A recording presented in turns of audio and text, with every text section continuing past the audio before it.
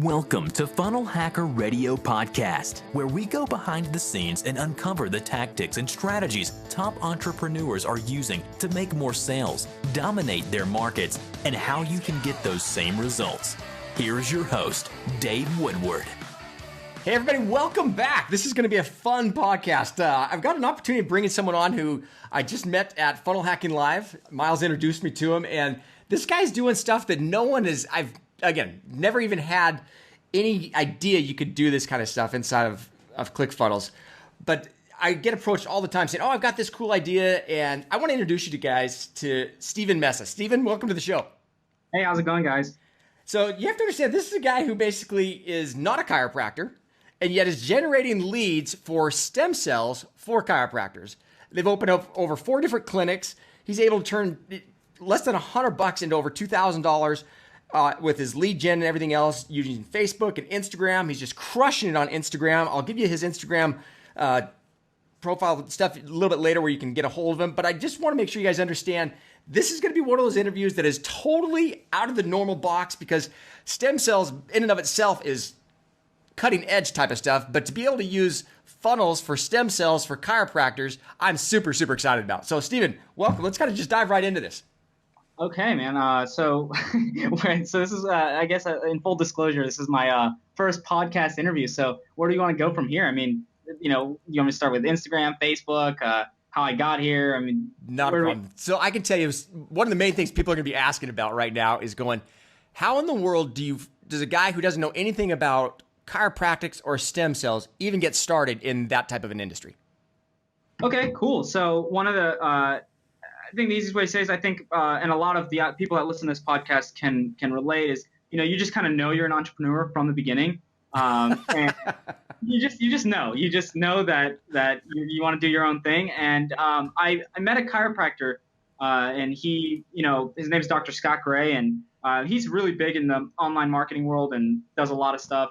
But I explained to him that I wanted to be a business owner, and kind of asked him what he did, how he was so successful. And he kind of took me under his wing. He said, I'll let you work for free pretty much and do like an internship where you kind of just shadow me and learn how to drive these leads and how to create landing pages and kind of the whole 9 yards. And I just studied it for like 2 or 3 years. I ate it all up, and I got really good at it. I should say, I got to the point where I was successfully getting high quality patients for doctors. I'm so bad at this. Long story short, Steven, let me just get you out there. I can tell you one of the things you have to understand is people who are listening to this are going, how in the world do you actually do this kind of stuff? So one of the things that you said, I think, is super, super critical. And I hope we've mentioned this a ton on this podcast before, and that is the value of not being afraid to work for free. And I want you to just kind of expand on that concept just a little bit, as far as, obviously, as an entrepreneur, you still have to pay your bills. You still got to be able to make money. You still have to live. How do you actually work for free and yet at the same time pay your bills? Oh, okay, so that's actually a really good question. So for the first 3 years, I worked at a fast food restaurant called Five Guys. I would work great hamburgers, by the way. Love those.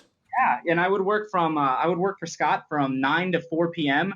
For totally for free. Like, no, I'm not even joking. This is totally free. And then I would work from 5 p.m. to 11 p.m. Really till like 1 o'clock in the morning, because we had to close and clean up. But Monday through Saturday, and then work like a 10-hour shift on Saturday. So it was like a 40-hour thing. So I worked about 100 hours a week altogether to make it. And I'm telling you, like, there were so many times I thought about quitting. I thought about not doing, what I was doing. And so what kept you going? Because this story that you're talking about is, I think, something real people have to understand. Because I get approached all the time. Here again, we just left Funnel Hacking Live, 2 Comma Club X program. People pay, invested over $18,000 going, how in the world am I going to fund this? And I can tell you, one of the very first things anytime someone asks me is, I'm going to tell them, well, you got to work for free. And they go, well, yeah, but Dave, I got to pay my bills and everything else.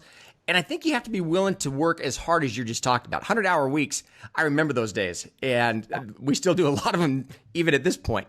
But as you take a look at that, the hard part is you're talking years of doing this type of stuff. How do you keep going when you're frustrated through that kind of stuff and feeling like you want to quit? I mean, you just have no choice. Like, you kind of, and I really did this just recently. Like, I bought a car that is a stretch, and you just do it and you just know that it's got to work. I mean, it's the same thing happened for me like 2 or 3 years ago.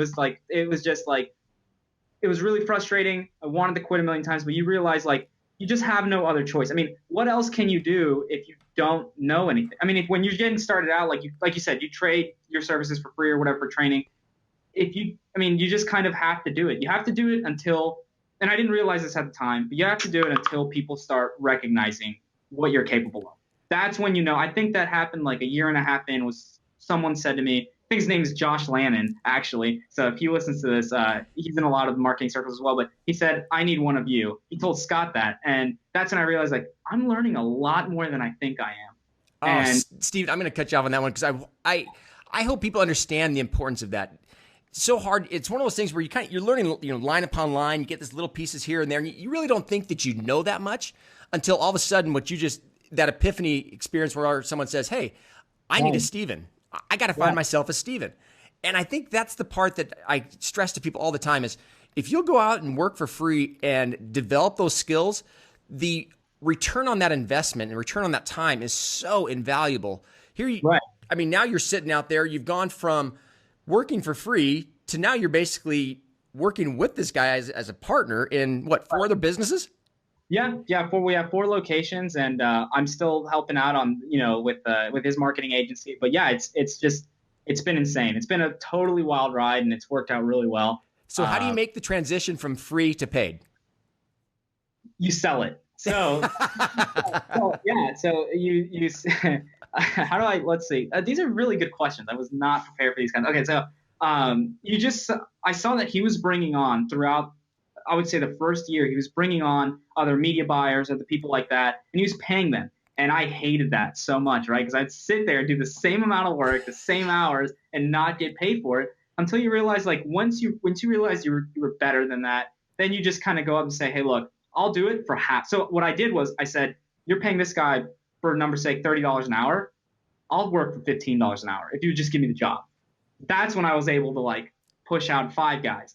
And then, then it kind of grew from there. Like now I had a paid position. So now I could get some sleep at night and then kind of just keep the ball rolling. Yeah. Steven, that's fascinating. Again, congratulations. I think that's, as you mentioned before, it's that whole entrepreneurial drive where I don't care what it takes. We refer to it as far as your plateau and plomo type of moments, your letter gold moments, you're burning the bridges, whatever it takes type of deal. And I appreciate you coming on and just being just as open and transparent about that kind of stuff. So tell me, now that you've gone from that situation, now you're getting paid, what are some of the things that you're actually doing now? Because I know you're driving a ton of leads through Facebook and you're getting huge ROI on these. So what are you actually doing?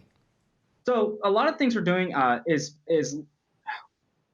we've really dialed in on who our perfect, like our avatar, our audience, who that is. I mean, we've totally reverse appended everything. And like we spent weeks, at a time, right? We have spent weeks and weeks on what the perfect person would be for this kind of stuff. And it's like people 65 plus. We've dug into the like targeting as far as like purchase behaviors, what someone like that would be interested in. Down to like choosing like tennis as an interest. We have studied everything. I've like subscribed to newspapers. I'm 21 years old. Like I've like sat there and like read all kinds of stuff to like get into the mind of a senior, right? So tell me, what are some of the tools and resources you guys are using to do that kind of stuff? Because that's a ton of data mining. So Facebook, once we got that all done, Facebook ads, and then we take them to a ClickFunnels landing page. From there, we sell them, right? And then we get them to submit their information, and we follow up with them with a 12-day email sequence. Once we do that, it's like every day, it's just factual stuff about whatever we're selling, which in our case is stem cells. And we kind of keep it top of mind. And then we follow up with them with even just phone calls, text messages, things like that to get these people in the door. And when I say in the door, we get them together for like little seminars, little events. So for people that are marketing, like to fill up little masterminds, things like that, you guys should definitely reach out because I have some tips and tricks that, totally free stuff. So give us some tips and tricks for people who want to fill a seminar, small seminars. What are some tips and tricks? Always go totally ridiculous ad spends. So one thing that I do is like I'll put it at $30,000 a day, and we'll only spend $4,000 or $5,000. The algorithm won't let you spend it, but you'll outbid everyone.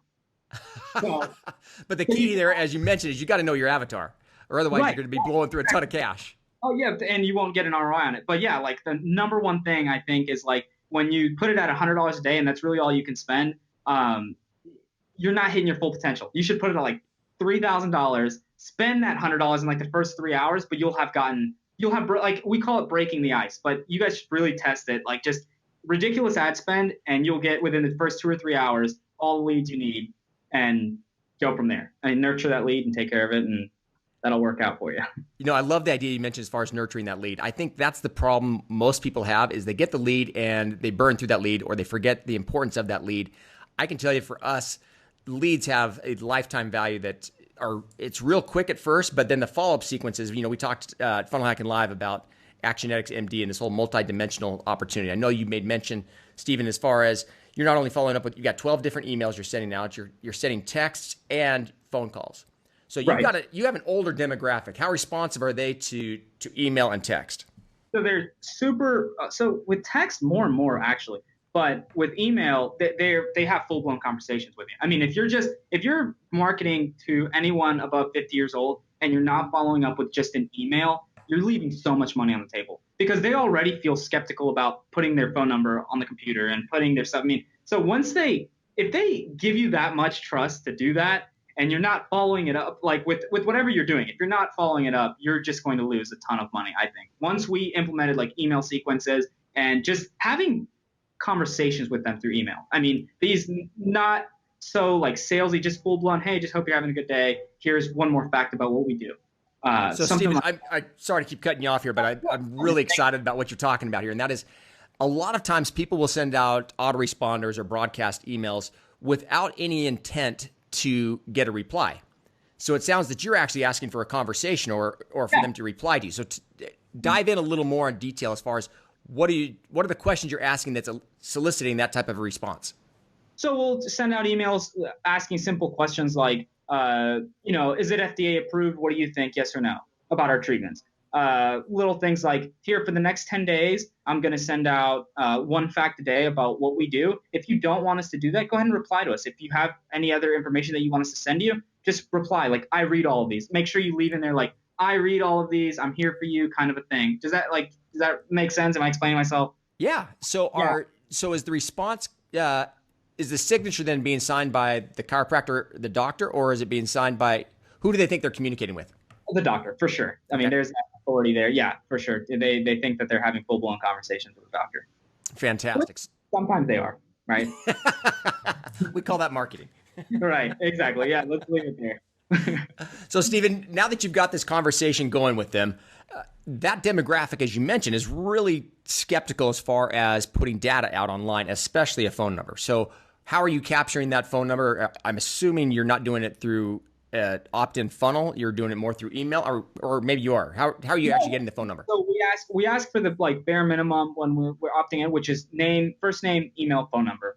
I don't think, and I'd have to go back and look, but I think our best performing funnel, I don't think it's a mandatory thing. So I think we just collect that email, and then we follow up with the sequence. We'll send them emails, and then we'll ask for all of that then. Great. So you've got an older demographic who's responsive to you on Facebook, and now you also made mention that you're starting to use Instagram. Is Instagram being used in the same demographic, or is this a different project?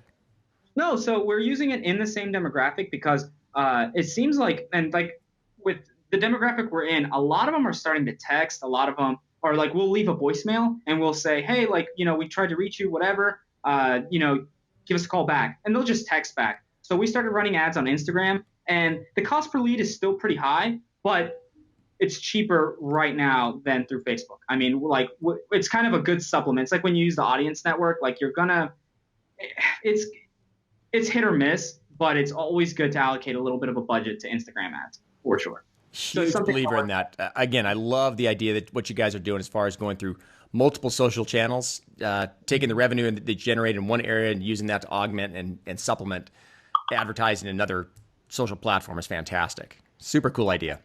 Awesome. So tell me, now that you've got people, they're coming now, you mentioned they're going to a seminar. So you're taking from a Facebook ad or an Instagram ad, from that ad to a landing page. They land on the landing page. What is the offer on the landing page? Literally just to So it depends on the area. If you're like in Oklahoma City, we'll just offer just to come to an event to talk to a doctor about stem cell therapy. Just sit in there, talk to them. You get one-on-one time, whatever, and it works really, really well. In more crowded markets like Miami, Los Angeles, things like that, we invite them to places like Golden Corral. Say, hey, come have a free lunch on us. Let's all talk. Just get to know each other, and let us teach you about stem cell therapy. So what we'll do is, like I said, like you said, it'll be an ad. They'll go to a landing page. We'll give them all the information. Like, we give a ton of value about stem cell therapy, how it's not illegal and it's not everything they've heard. And then just have a simple call to action saying, hey, if you want, just give us your information. Tell us how many people are going to come with you, whether it's your spouse or 4 or 5 of your family or friends. And let's communicate over email for the next 10 or 12 days until the event. And then the day before the event, we reach out and say, hey, just want to make sure you're still going to come and have lunch with the doctor or dinner, whatever you're going to do there. Yeah, and it's turned out to be a pretty insane thing. No, I love that. We used to do this in the financial services industry years and years ago, and I think it's fascinating. We used to do, at that time, we were doing a lot primarily through direct mail. I love, obviously, the social media makes it a lot cheaper as far as generating the lead. Now they come to whether it's a lunch and dinner or meet and greet with the doc. Is the doc giving a presentation there for a certain period of time? Is it just open?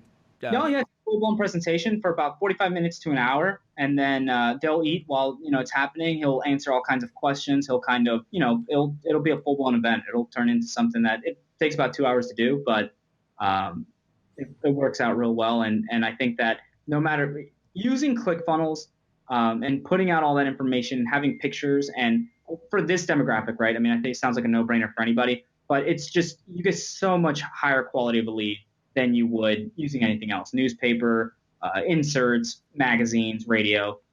It's just more tangible, I feel, Fantastic. So, Stephen, tell me then, what's the call to action at the dinner? Is it to come to the office, to come for an actual appointment? Are they paying for anything at the dinner? What's the next step in the offline funnel here? So one thing we'll do at the dinner or lunch, we'll offer a consultation. So we'll say, hey, if this sounds like it's the right thing for you, if it sounds like something that you want to move forward with, we ask for a $40 donation to Children's Miracle Network. And very cool. Yeah, and we'll just say, hey, to kind of weed out the tire kickers and people like that, and it's for a good cause. You feel good about doing good, right?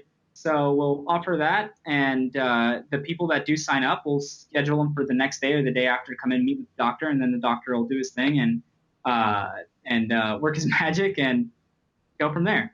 So what are the typical conversions then? Say you've got 10 people who show up for a dinner. How many of them actually, or lunch, how many actually pay the $40 and then schedule with the doc?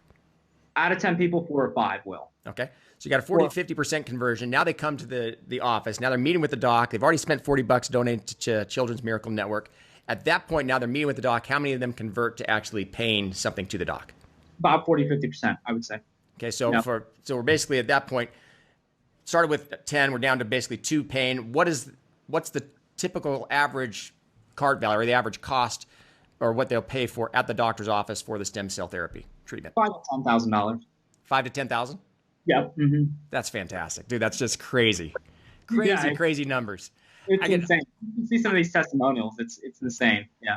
I think that's the part I love so much, talking with people like yourself and a lot of our 2 Comma Club winners and now our 8-figure award winners, and how many of them basically are using ClickFunnels as even a lead gen on the front end and taking that offline. There's so much more money offline, and I think at times people are afraid to sit face to face or pick up a phone and call somebody or have those types of conversations, but realize you actually, I talked about this a while back regarding there's a crossover between marketing and sales, and when those 2 lines actually intersect, if you're looking basically at a graph with expense on the left-hand side being your y-axis and time being your x, it's super expensive to have a salesperson contact someone at the beginning, where you allow marketing to do that as long as possible. And that intersection, the further you can push it out time-wise, the lower the cost is to actually bring a salesperson in. In this case, it's the doc. Right. But the ROI on that is usually enormous because you're closing 50% of the people he's meeting with, where he's not having to sit and talk to 10 people to get to 2. He's meeting with 4. And I think it's just, again, congratulations on all your success, Stephen. Well, I know people are going to be dying to talk to you more about what you're doing, how you're doing offline funnels. utilizing ClickFunnels, using Instagram, Facebook. If people want to reach out to you, Steve, what's the best way of reaching out to you? Well, the best way to reach out to me is you can email me directly at Stephen, Stephen, at regenerativehealthcenters.com, or just right on my Instagram. If you want to just look up Stephen Mesa, Stephen, Mesa, all together. I'm more than happy to connect with you, anyone, on how I'm using my Facebook and ClickFunnels to do what I do. And even looking at some of your accounts, you guys can look at mine. I'm a pretty transparent guy. And I think that it's all in the targeting, and it's all in understanding who your client, customer, patient is. So yeah, I just want to be as much value to anyone, honestly. So. Stephen, thank you so much. I appreciate your time. Love your transparency, your energy. I wish you all the success in the world. I think it's just fantastic what you're doing. So congrats again. I look forward to talking to you real soon. Awesome, man. Thank you. One of the things that means a ton to me is the personal reviews that you guys leave on iTunes. If you wouldn't mind going out, rate the show. Let me know how I'm doing. Just go to iTunes, click on the episode, and rate it. Leave a comment. I read all the comments. I appreciate all the stars and everything everyone already left for me. Again, I really appreciate it, and it's my way of finding out how I'm doing. So if you don't mind, I'd really appreciate it. And again, thank you so much for all that you guys do. Have a great day.